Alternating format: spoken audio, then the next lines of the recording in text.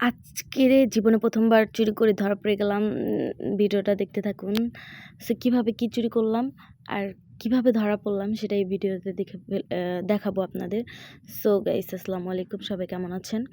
আশা করি সবাই ভালো আছেন।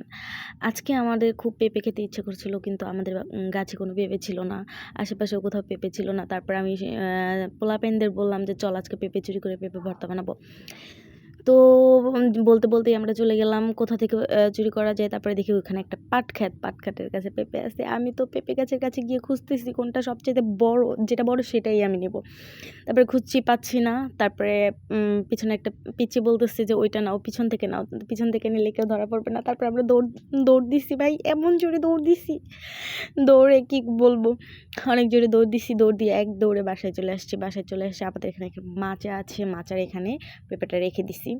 পেঁপেটা অনেক সুন্দর আর অনেক মজা ছিল, অনেক সতেজ ছিল। লাইফে ফার্স্ট টাইম চুরি করতেছি। এখন কি করা যায়? এখন আমাদের বাসায় তেঁতুল নেই, কী দিয়ে ভর্তা বানাবো? তারপরে সবাই বললো যে তেঁতুলের পাতা দিয়ে ভর্তা বানালে অনেক মজা লাগবে।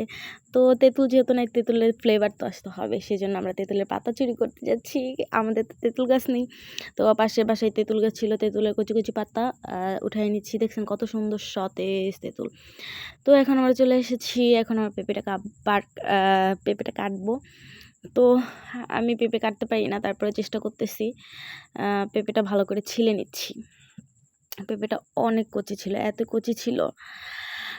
এপাশে আমার দাদা বকাবকি শুরু করে দিচ্ছে যে পেঁপে চুরি করছিস, তুই কি বড় হস নাই, তুই কি ছোটই আসছিস নাকি? আমি বলছি যে আমি তো বড় হই নাই, আমি তো বড় হয়েছি কিন্তু আমার মন তো বড় হয় নাই। তারপরে পেঁপেটা কাটছি, ছিলছি। ছিলার পর দেখলাম পেঁপেটা অনেক ভালো। আপনারা কিন্তু আমাদের মতো ভুল করেন না, আমাদের মতো চুরি চামাটি এগুলো করেন না। মানে চুরি করা ভালো না। আমি অনেক ছোটোবেলায় চুরি করতাম, বাট এখন চুরি করি না।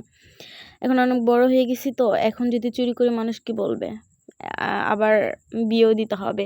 যদি কেউ জানে, পাত্রপক্ষ এসে যদি জানে যে পাত্রী চুরি করছে, তাহলে তো আমার বিয়েই ভেঙে যাবে। আপনারা কিন্তু কেউ বললেন না যে আমি চুরি করছি পেঁপে। তারপরে ভাবতেছিলাম যে পেঁপেটা কিভাবে কাটা যায়। তারপরে একটু বড় বড় করেই কাটছি। বড় বড় করে কাটার পর সবাই বলতেছে যে বলে দিবে, আশেপাশে পিচ্চিগুলো বলতেছিল আজকে বলে দিব তুই চুরি করছো, আজকে বলে দেবো তুমি চুরি করছো। আমি বলছি না বলিস না, আমি যদি চোর হই তাহলে তোরাও চোর। যে চুরি করে আর যে চুরি দেখে, চুরির সাথে সামিল থাকে, দুজনেই কিন্তু সমান অপরাধী। সো দুইজনই চোর। তো এখানে যারা যারা ছিল বা এই ভর্তাগুলো যারা যারা খাইছে, তারা তারা সবাই চোর। কথা বলতে বলতে আমার পেঁপে কাটা শেষ।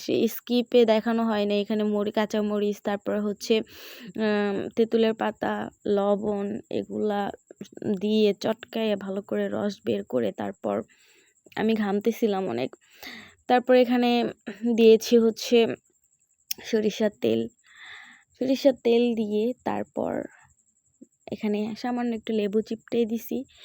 তারপর মাখামাখি করতেছি। মাখামাখি করার পর এটা এখন আমরা খাবো।